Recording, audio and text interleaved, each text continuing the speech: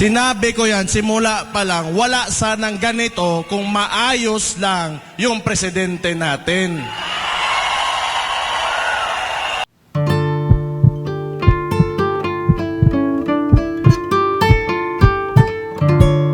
Upo na, upo.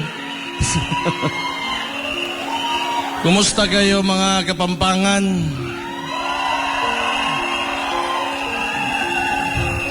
Galing ako doon sa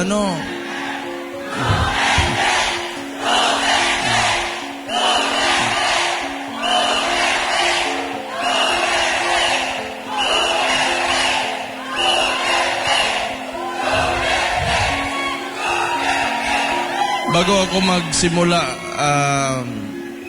gusto ko pasalamatan yung lahat na nandito at yung tumulong na mangyari itong rally natin, yung hakbang ng maisog. Pinatunayan nyo talaga na ang mga Kapampangan hindi takot at maisog.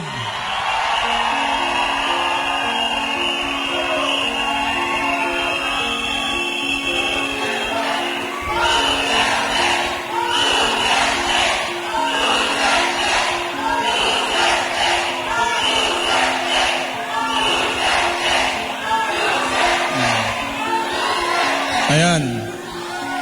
So, ito na nga yung sinabi ko galing pa doon sa simula pa lang nung paglabas ko sa Leaders Forum ng Hakbang ng Maisog.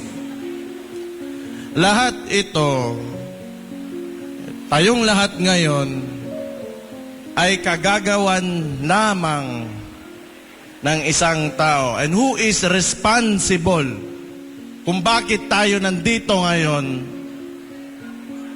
nagsasama-sama at gusto mag-express ng mga sentiments natin.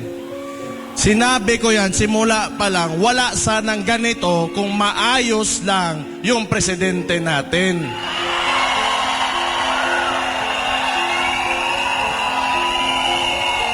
Pero, nagulat ako ngayon kasi walang mga dump truck, walang mga dump truck.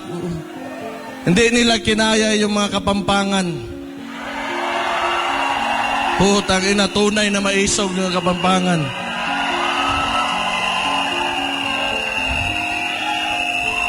Pumunta kaming Dumaguete, bigla na may mga dump truck. Simple lang naman yung hinihingi namin.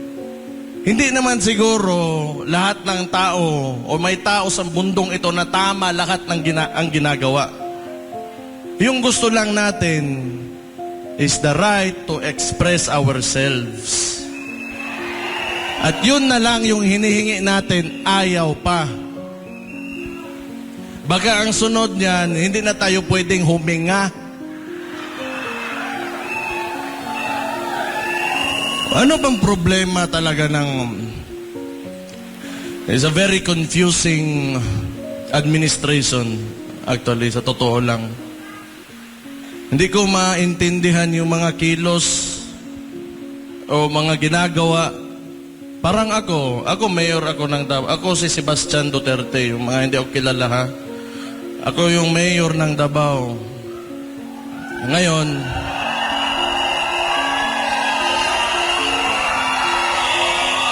wala pa akong sinasabi.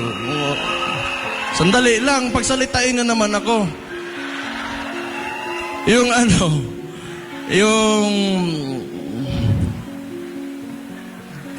ganito ha. Ako, local executive ako.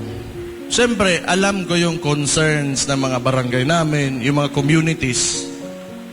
Ang problema, dahil siguro, kasi nagsasalita nga ako, not really against, but I'm just pointing out, tinuturo ko lang naman yung yung mga kailangan ayusin.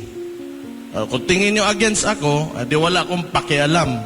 If you take it, negatively, wala akong pakialam. Pero hindi pwede na hindi tayo magsalita.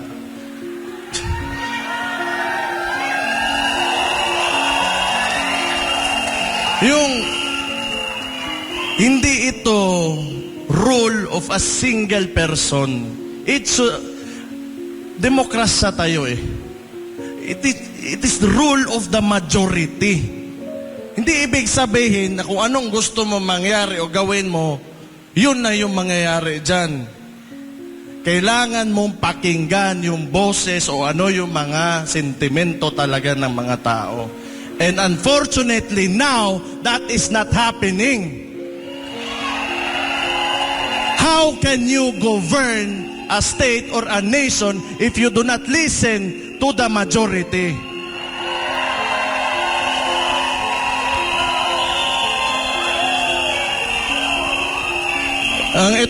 Ang style nito, ewan ko lang, ha? Pero, teorya ko lang. Palagay ko, siguro, ang iniisip nila, kasi matagal to nag-upo, yung pamilya nila eh.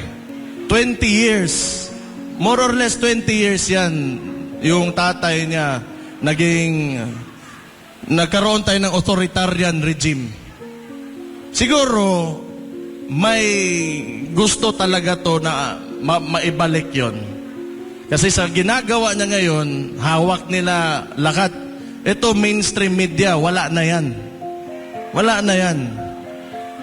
Lahat ng formula na ginagawa nila before, they are attempting to do it now. Noon, siguro, 1970s, magagawa mo yan. Walang social media, and you know, mga tao, medyo, hindi, mahirap yung connectivity. O ngayon, sinusubukan na naman nila ulit. Ang gusto niyan,